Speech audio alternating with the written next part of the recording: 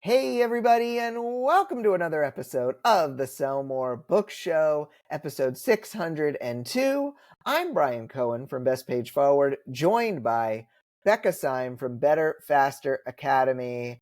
How are you doing, Becca? So good. Oh, good. I love being here, and we Good. are going to have another fun, exciting episode, and I'm very excited.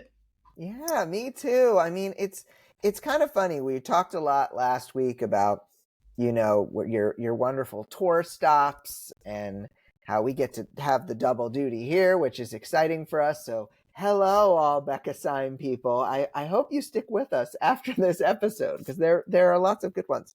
Um, but like this idea that I also brought up of pulling in other people's audiences and collaboration. This is obviously easier for some people than it is for others. It's easier for some strengths. It's easier for some Enneagram types.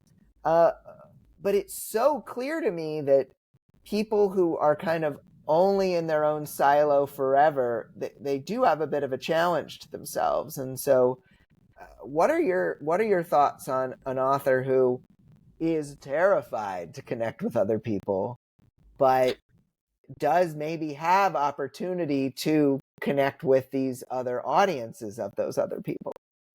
Yeah, I would say if it's a personality thing, that's really different from it's a Sure, trauma thing, right? So, sure, like, if sure, it's sure, a sure. trauma thing, therapy, I highly recommend because that's not going away just by, like, you can try to do things, but if you have old coding that's stopping you, it will be very hard to do them without support. If it's a personality thing, though, this is what I suggest. I suggest getting to know someone who is more extroverted, like spending some time on a relationship where you build a relationship with someone who feels more extroverted so that they can help you in the way that extroverts like to help introverts. It's just the way that people are. Like Yeah. those of us who have an easier time making connections are constantly saying, "Let me help. Let's do this. I can." Like it's just a thing, right? And I think a lot of introverted authors are like, "Well, you know, I don't want to do 15 tour stops." And I'm like, Mm. "Great, you don't have to. Like find a person who you like and trust, maybe somebody that you've met at one of the book signings that you go to. A lot of influencers are now going to book signings, so you actually Yeah. have the chance to meet them in person. And my suggestion is to do what limit it however you have to. Do something that feels manageable to you, and it may take you some time. It may take you a year to get to know people and to feel really comfortable doing it. The other thing that I don't think people take seriously enough is doing media training, because a lot of Uh, the reason, like there's a particular personality of person who won't do things they feel incompetent at, but we don't think about solving the incompetency problem by getting trained to do something. So there are media coaches out there who can train you to do PR stops, and you will feel so much better doing it if you feel more competent at it. that's really interesting. Yeah, I mean, it's funny how we'll take a course to learn a marketing method, but we won't necessarily get trained on something that we just need basic competence in, Yep. uh, like taxes or public speaking or business format, like any of these things. I think we get a little nervous around, and so it's a really good point. Thank you, Becca. Yep. Awesome. Well, remember everyone, and many of you listening here already know, but Becca's got a new Kickstarter at betterfasteracademy.com/links for authors. There are things you still need to quit. You still must quit them. Becca, what has been the most fun part about writing this 54 chapter book of yours? 54 and counting, 54. There unfortunately. could be more. There could be Because more. there Yeah. might be more depending on how this tour goes. Because every Right. time I think I'm done, I'm like, I'm not done yet. Yeah. Yeah. Um, what's been really fun, I think, is all of my stuff that I put out is basically from coaching, right? So, Yeah. like, every time I see something multiple times in coaching, I have this little set of sticky notes on my computer, and I'll just open it up and write down, like, this is the 5th time I've given the same advice about blah. And then I will, make a note at some point to either talk about that or do a Patreon post on it or a podcast episode or something. But what's often the most fun about this writing, especially in the quit book format, is that I'm kind of doing a greatest hits of coaching, right? So like I'm going back through my notes, and a lot of these people that I have seen and who really, like, the people that I coach matter to me, and a lot of them are collegial, like they're friends of mine. And so I will think like, oh, we really helped this person with this, and we went through these steps, and here's how we got them there. That part's always really fun. And just knowing that there's a possibility for them to get help with things that I think people struggle with, that they feel are insurmountable. Like something that, well, you couldn't possibly help me with, the dislike of public speaking. It's like, well, if we have enough time and you're motivated enough, like there's something we can do about it. It's just often it's getting through the layers of what it is that's really going on. And that kind of stuff is like a puzzle for me. So it's fun. So yeah, I really enjoy it. Yeah. I mean, I've truly, I mean, I think I've been inspired in my coaching by knowing just how many authors have come to you for coaching. And I think we're both of the mindset there's so many different perspectives and so many different, you've even encouraged people like, hey, after you've had the same coach for 2 years, you should probably switch it up, or not should, but at least could switch it up. Yeah. And so like, I love this kind of abundant thought of just like, there's solutions, they're out there, we can find them. And I love that your book is going to cover so many opportunities for them. And I hope that everybody picks up a copy and all of the goodies. There's going to be a lot of goodies. There's always, you're good with the goodies. You guys are so good with the goodies. Awesome. All right. Well, let's get into the previous week's question, which was, what do you already know about your readers, and what would you like to know that you don't know? Carla M said, I wish I had a readership. And, once again, this is a solvable problem through strategy and mindset. It's kind of a combination of things, Carla. Shane K said, I know nothing about them except that 90% of them saw me in person speaking and purchased my book. I would like to know what it would take to convince people to share my ebook more readily. People are always worried about copyright, and I would just like my book shared to more people. There's some strategy on this one too, Shane. A lot of nonfiction authors who have reached a bigger point, potentially the Facebook ads to the free copy, or the Facebook ads to the paid free plus shipping copy, or whatever. There's lots of ways that people do this. So this is definitely something you can work on. Rhonda H says, I know they're older, even though my paranormal cozy mystery series is YA. My readers are the same as for all cozy mysteries. I know because I get emails from them, and they all start out with me telling them their age. Even though I'm in my 70s, I still love, or something similar. I wish I knew which retailers they use to purchase my book. I need to do a poll. And polls are always really helpful for these things. Yeah, cozy and 70-year-old women do tend to go together, whether YA or otherwise. I mean, Becca, like when you hear your coaching students say, as we kind of did in all three of these cases, well, there is a solution to this, but there's a gap between an author knowing a solution to something and necessarily being able to apply it. Like what do you suggest that author considers or questions in order to get a step closer?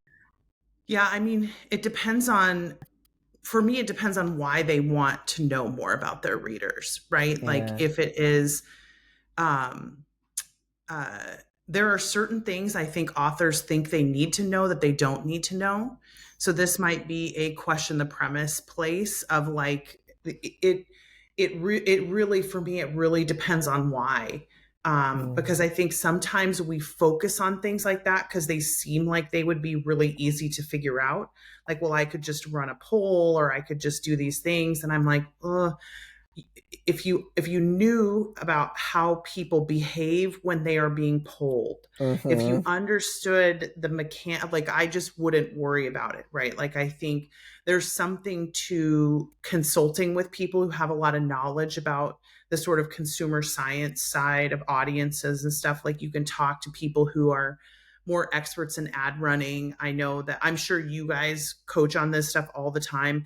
I know every time I have a question about it, I always look at Crystal and ask Crystal about it, because she runs my ads for me and is also happens to be my best friend, which is handy. I will say it's really handy to be best friends with somebody who's good at ads. It's very nice. But I feel like I would always start with the assumption that there are things that I may think I need to know that I don't actually need to know, that they seem like a great idea for some people, but they're not for me. Like, what am I going to do with that information when I get it? And often you really do need an expert in certain things in order to help you understand that, in order to decide, like, is this information we really need? Could we proceed without it? Things like that. Great points there, Becca. Thank you. And remember, folks, you can answer the question of the week over at the Sell More Book Show After Party Facebook group. Let's go into the top story of the day. Hedge your bets. The idea that publishers gamble on authors and their books isn't anything new.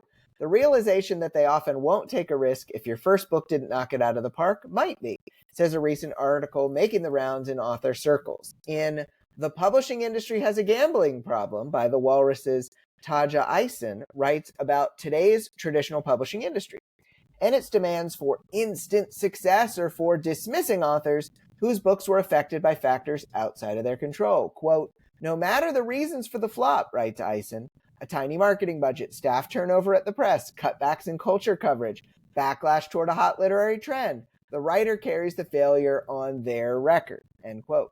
Often simply called track in the industry. And those failures on your track can make it harder to get your next book published. Even a success doesn't always help you sell the next one either, especially if the next book doesn't perfectly align with the previous one. Author Joseph Osmundson had a surprise hit with his first book, but when he proposed his second in a different genre, publishers didn't think his platform would translate and all said no. While this might sound like doom and gloom for anyone trying to publish, not everyone is so negative about the industry. Quote, what I dislike most of all is how these articles can leave authors feeling like the game is rigged, so they shouldn't bother trying, writes Jane Friedman in her Bottom Line newsletter. If you think your success is determined by the publisher, you are only half right, end quote. Longtime listeners of the Sell More Book Show know they have options when it comes to their books. From seeking a Big Five deal, looking for a smaller indie press, or taking matters in their books into their own hands in self-publishing. But you don't have to pick just one path, as commenters in the Reddit on the writing post, on the writing thread point out. Quote, my best hope for mainstream publishing is to build my own track over time, and if I can accumulate a wide enough audience, pull out a project that's been sitting on the back burner and submit that, end quote. I had an interesting thing, and Becca, maybe you have this from time to time. A friend from like before I was very, very busy in business says, hey, I have someone I know who is interested in writing and publishing a book. Can you talk to them? And if I have time, I usually try to. And what was the hard thing, I think, for her to understand, that it wasn't necessarily a choice between big trad or small trad or self-publishing, because it's not a choice in those first two things. It's kind of, oh, there's a querying process and I need to set this all up. And a lot of it is waiting and uncertainty. It's not like, oh, I'm either going to query and get it accepted or I'm going to go self-publishing. There's a lot to this whole thing. But yeah, I mean, it is very unfortunate for authors who are in a situation where the first book did not go as well as they'd hoped. What were your thoughts upon reading this one? Yeah, I agree with Jane, which is not Yeah, a surprise, in terms of like, I think some of these articles they have sort of an agenda behind them, and not that they're yeah, wrong. I don't think the yeah, article is wrong, by the way. I think it's actually mostly correct in terms of yeah, like, yes, it is much more of a gambling problem than it has been in the past, just because of the competition that's out there. But here's the difference, I think, where I come across in how should we utilize information like this, yeah, because it's similar to how do you use information about statistics, right? You don't utilize this information when you're looking forward, you utilize it when you're looking backward. yeah. So I don't want to close my options off about publishing because I think that it might not happen the way that it should, because you don't know which part of the statistics you're going to be in. It's sort of like how I feel about lightning striking, right? It's Mm, the you can do things that you know make you more safe, but you don't know 100% for sure one way or the other. So you can't act in a certain way. Like you can't act as though you know for sure you're going to get rejected by New York. You can't act as though you know for sure that, that this is going to happen in the way that the statistics say it's going to happen. Statistics are for the past, not the future. And if we don't stop letting the way that because if you want to know the real statistics about success in writing and you're going to write according to it, no one would write anything, because it's right. so unlikely when success strikes. It's so unlikely that it happens when in the massive success that we want. But you don't know that you're not the person who will get that luck going in your direction. And by the way, and this is really important, it doesn't actually matter how much bad luck you've had in the past. The Mm, hot hand theory is actually a fallacy. Like it is a statistical fallacy right. that luck follows luck and that bad luck follows bad luck. It's a statistical fallacy. Your luck can change at any minute, and understanding that you could just as easily sell well after having sold poorly for a decade. You Yeah. could just as easily sell well with your next book as you could sell your 10th book from now. And I think when we try to think about statistics and likelihood and stuff like that and predictability in the future, we often are doing ourselves a disservice by trying to know something that we can't know. And I know people don't like trust. It is a very complicated word. Yes. But I think on some level, we have to operate as though we trust that it's possible for us to have what we want to have, and do the work as though it's possible for us to have what we want to have. And then acknowledge, I would rather have worked hard. I would rather have done the work and taken the chances and then have it not work out than to have stopped and not taken the chance and then have the possibility that it could have been me that had gotten to do this thing that I really want to do. So, Yeah. like, I'm not a person who's ever going to encourage people to not do something or to make decisions based on like hedging bets. That's just not a thing that I think is right. I think if you want to go a New York direction, you go there with your whole face. And then if it doesn't work out, you do other things. Like Yeah. it is going to be fine. There is no, like, there's no gate anymore to be kept. So we don't have to act as though there's a gate to be kept anymore. Right. Right. Yeah. I love that. I think that there is always another way. Yep. There's always another way, and it might not be the way you expect, and that's okay. Mm-hmm. Which is hard. Which is hard. Which is that trust factor that Yeah, because we you want know. to know. Like we want Of to know course. with certainty in multiple directions. Like we want to know, like, well, this is going to fail, right? Like we want to Yeah. know for sure that it will. And what I would love to see people do instead is practice getting better at being able to bounce back from things more quickly and still maintain some sense that it's possible. And again, 100% caveat, if you have a highly traumatized background and it's very difficult for you to hope for things and etc., you can ignore me. Like I'm Right. okay with that. But for the majority of people, most of us need to learn how to ignore the fear of what might happen in the future and instead focus on what is possible. rather than focusing on what's not possible. Because the more we focus on what's, and this is not, by the way, I'm not a toxic positivity person. I am not a manifesting person. I am a person who knows that it is easier in life when you are heading towards things that you believe are possible. It is just Yeah. easier to wake up every day and get excited about something, and you have control over whether you believe that is true or not, because statistically there is no predictability that you are not going to sell the next book that you write. It's just not possible to predict that. Right. Right. Yeah, no, all really good points. I mean, going into these hot potatoes of wisdom questions, is there something authors can do to protect their careers from the fickle nature of the publishing industry? Is it more about protecting their mental health? Yep, protect your hope. You have to protect your hope. You cannot let people tell you that what you want is not going to happen. You can't listen to that. And if it doesn't happen, you will live through it and you will survive on the other side, and you will find a way to do something else and that you can still have hope in.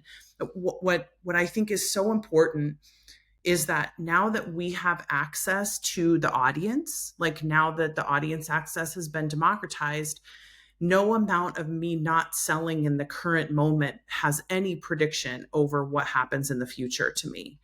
Like, no amount of it. I could fail for 25 solid years, and 25 years from now have a breakout hit, because Yeah. I have access to people and I can reinvent myself and I can do something different. This whole idea of we only have one shot is a very New York publishing mentality, and that's the old rules of publishing. So if we don't recognize the fact that my thinking that something is not going to happen and my fear that something is not going to happen is a defense mechanism and a desire for certainty in an increasingly uncertain world, it is possible for me to believe that something is true, even if I can't see the evidence of it, because we do it constantly. We do it everywhere. It's just we want so much certainty because we're so afraid that we're not going to get. And here's what I just don't think people realize this. When there's something that you want so badly that you are terrified it's not going to happen, you will not feel that feeling even when the thing that you want to happen happens. Like, Right. you could want to make $10 million and think I'll finally feel secure when I have 10 million. Guess what? You won't, Kevin. I'm sorry. But it will not happen. You will still believe you need to make $25 million in the future, because you will not be able to produce that security if you don't practice feeling it every single day between now and then. So if what I want the most in the world is to be significant, I have to look for the evidence of my significance today and practice that significance today. I have to be willing to look for the evidence that I'm successful today and practice being satisfied with the success that I have today, and proud of and happy of the success that I have today, and the finances that I have today, and the relationships and the love that I have today. Because if I keep waiting for an event to happen in the future, hoping that when I finally get this publishing deal, I'll feel valid, you won't. You Yeah. will not feel that feeling. You have got to practice it every single day. And then when it happens, you will already be feeling it. And then you'll know even more that it's true. But I don't think we know how our brains work. And we keep vesting so much into publishing, hoping that that will be the thing that saves us from whatever feeling we're scared of feeling. And it won't. Like, we have to feel the opposite of that fear every day in order to not feel it anymore. Yeah. Yeah. No, and practicing feelings, practicing security, practicing all of this is daily work. Yep. Okay. So I have a question for you. Yep. Are there any ways to reset a track record? Speaking of tracks from publishing, reset a track record that is no longer working in your favor. Keep writing, keep trying, keep tapping into those parts of you that are joyful when you do a thing that sells a book and then listen to that. Listen to the readers, listen to that part of yourself, keep working on it. I have seen so many amazing authors who either had a one-hit wonder, make a comeback, and authors who did not have success ever, and then the 4th series or the 6th series or the 8th series took off because they kept going. But wasn't easy. Nope. Wasn't easy. But it's worth it. But it's worth it. Absolutely.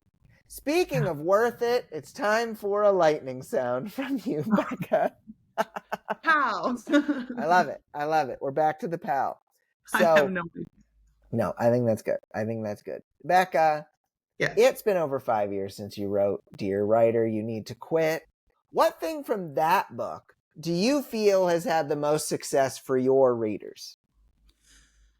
Yeah, definitely understanding how difference between people affects the way you take advice. Like if I could just say, like, I actually remember the moment that I decided I was going to start coaching authors actively. And I was at a conference where the workshop presenter was talking about pantsing versus plotting. Yeah. And he made a comment about how, well, plotting makes everybody write faster, and I have data that supports it, and blah, blah, blah. Like he basically was like promising people that if they would just do his methodology, that the data would support it. And I promise you that this happens this way.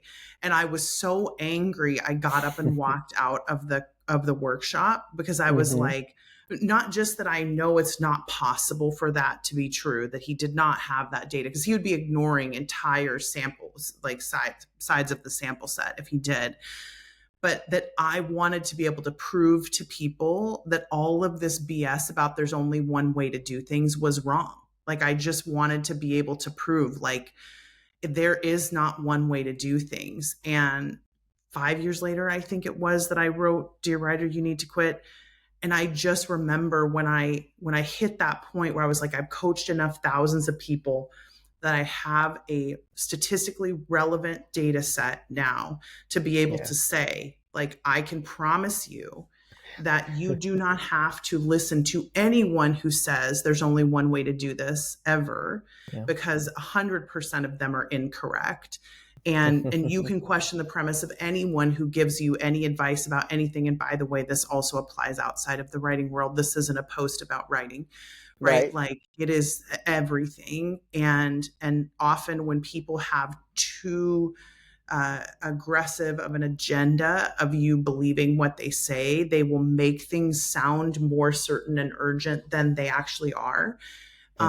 And so the thing that I'm so glad the message has landed effectively is that our differences really matter in how we live our lives, and we don't have to live our lives like other people, and we can listen to our intuition, because our intuition's usually correct about what we should be doing.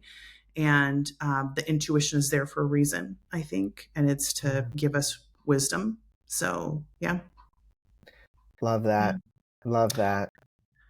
So it's been over 6 years since you launched your ad challenge. And then what's one thing, similar question, right, from that course that you think has had the most success for your students? Sometimes the maths. The math just works. If you have three series and one makes more money than the other two, sometimes that series is just the one to focus on. And I've seen it over and over again, and I understand that every book you wrote is your baby, but I also know that there are authors who found that one of their books worked, and so they wrote 20 of them, and now they are the person who writes that trope or the person who writes that genre. And then we look at them and say, well, we could never do what they did, but we can.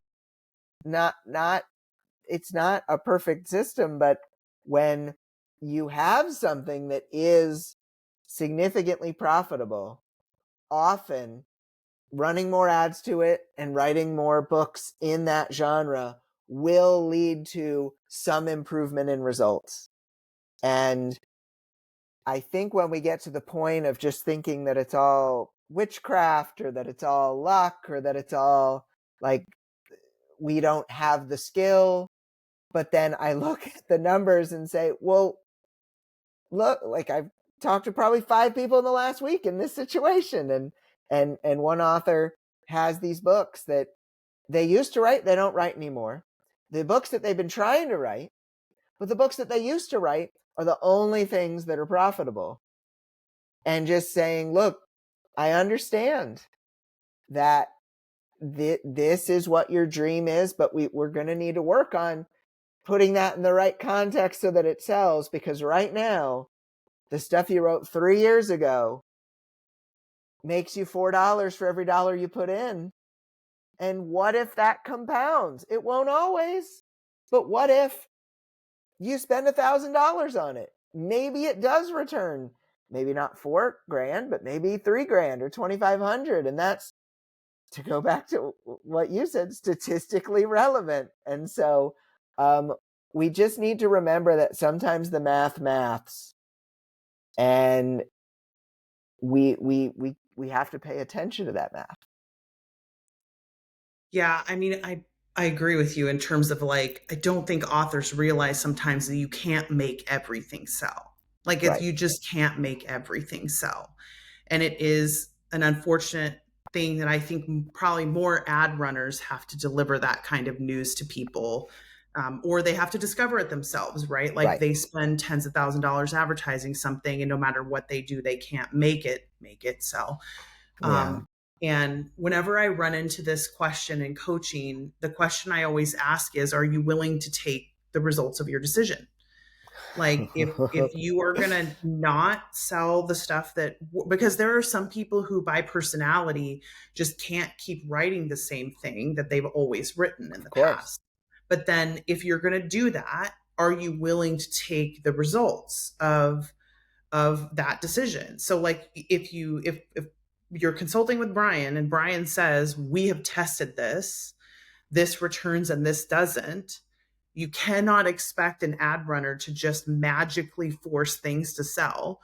What you can expect them to do is take advantage of something that has good momentum and where they can write good copy about it and they can get the ads to perform better and better and better. But are you willing to live with the decision, right? Like to not spend more time and money marketing that? That's your choice. You can choose to write the stuff you want to write, especially those of you who are like the trailblazer types where you just can't write the thing that everybody else is writing. Okay, that's okay.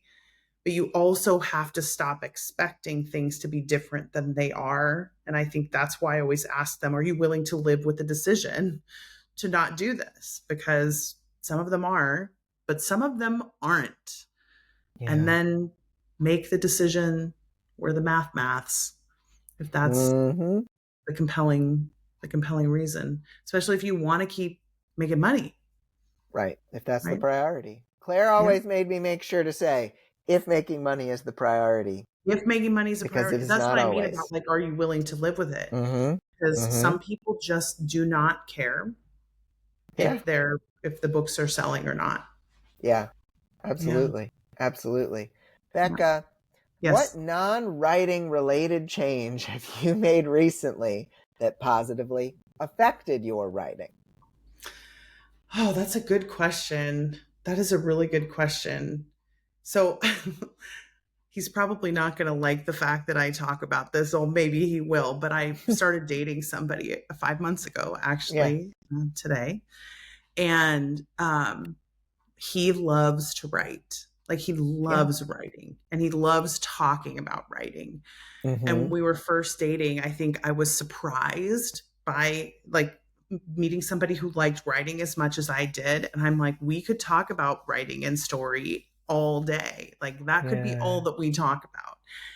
And I felt a little bit surprised by finding that. And it makes me want to write more. Like I'm on a research trip currently to do research for a fiction series, like a mystery series that I'm doing because we got excited talking about this idea one day, and Crystal got really excited about the covers that I had selected. And I was like, well, I want to do this now.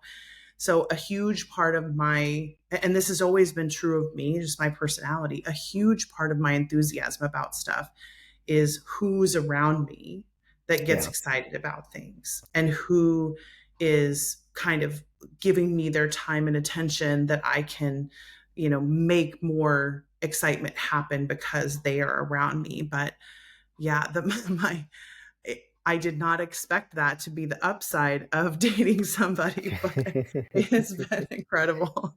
It's so great. I love that. I love Yeah. that. Awesome. I'm sure he'll watch this now, and I'll be Of like, course. Of course. I'll warn him that I talked about him during Oh, the. it'll be fine. I It'll will. be fine. Okay. Same question to you. What non-writing related change have you made recently that positively affected your writing? Running in the morning, I run or walk. I used to do it.